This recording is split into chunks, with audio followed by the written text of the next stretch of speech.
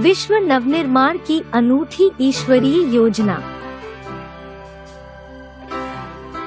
मैं कौन? शरीर अलग चीज है, आत्मा अलग चीज है और दोनों मिलकर जीव आत्मा अर्थात जीवित आत्मा बनती है। जीवित आत्मा का मतलब है शरीर सहित काम करने वाली चैतन्य शक्ति। नहीं तो यह आत्मा भी काम नहीं कर सकती और यह शरीर भी नहीं काम कर सकता। इसका मिसाल एक मोटर और ड्राइवर से दिया हुआ है। जैसे मोटर होती है, ड्राइवर उसके अंदर है तो मोटर चलेगी, ड्राइवर नहीं है तो मोटर नहीं चलेगी। मतलब यह है कि आत्मा। एक भाई ने कहा वायु है। वायु नहीं है। पृथ्वी, जल, वायु, अग्नि और आकाश, ये 5 जड़ तत्व तो अलग हैं जिनसे यह शरीर बना है। इन 5 तत्वों के बने शरीर में से आत्मा निकल जाती है तो भी शरीर के अंदर 5 तत्व रहते हैं।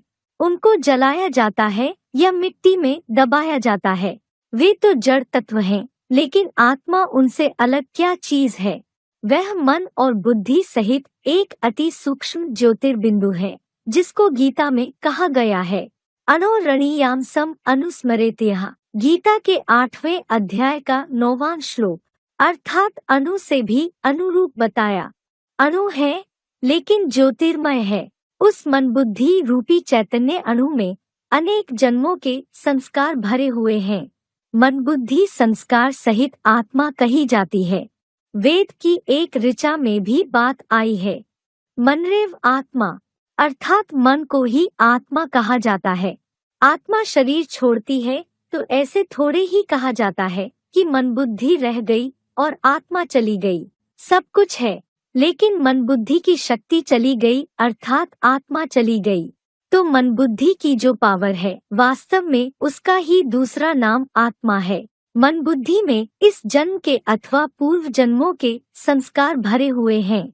संस्कार का मतलब है अच्छे बुरे जो कर्म किए जाते हैं, उन कर्मों का जो प्रभाव बैठ जाता है उसको कहते हैं संस्कार।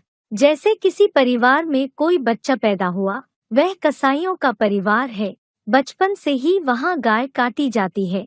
उस बच्चे से जब बड़ा हो जाए, पूछा जाए कि तुम गाय काटते हो, बड़ा पाप होता है, तो उसकी बुद्धि में नहीं बैठेगा, क्योंकि उसके संस्कार ऐसे पक्के हो चुके हैं। इसी तरीके से ये संस्कार एक तीसरी चीज है। तो मन, बुद्धि और संस्कार, ये 3 शक्तियाँ मिलकर ज्योति बिंदु आत्मा कही जाती है।